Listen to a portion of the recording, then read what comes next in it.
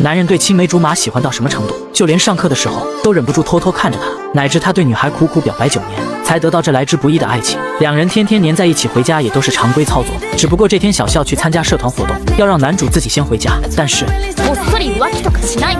虽然只是一句玩笑话，男主却感到非常的愧疚，紧接着冲过去抱住了小笑，感觉是自己让他受到了委屈，是自己没有让小笑感到安全感，于是大声呐喊着对小笑的爱意。全班人的目光都转向了他们，小笑尴尬的想把男主推开，男主就是不松手。小笑有一点生气，感觉这样很奇怪，于是告诉男主，两个人在独处的时候再这样，而且自己刚才只是开玩笑，让男主不要太认真。但是初次恋爱的男主简直就是一根筋，丝毫不觉得有什么不妥，所以男主很珍惜这个机会。小笑瞬间羞红了脸，这种直男式的表白也太可爱了。小笑赶紧收拾东西打算去社团，出门之前又被男主叫住。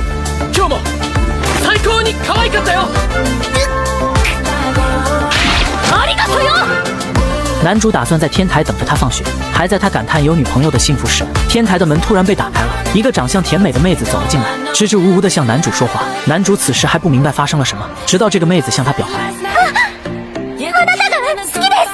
男主愣了一下，满脸的不可置信。这个妹子表完白才想起来介绍自己，原来是1年级的水濑，并且十分大胆地问男主觉得自己长得怎么样。但是直男属性的男主还是非常认真地回答了这个妹子的问题。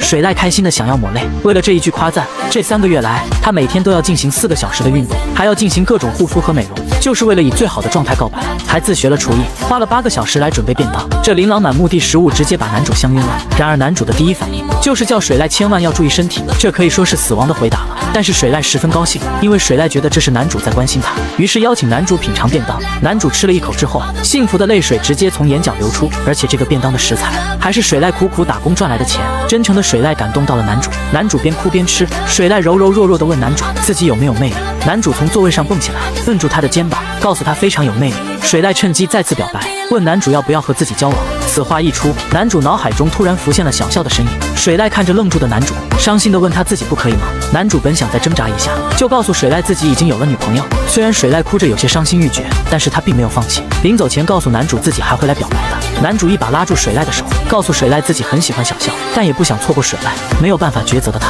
决定邀请水濑一起去问小笑该怎么办。这么奇葩的邀请，水濑居然同意了。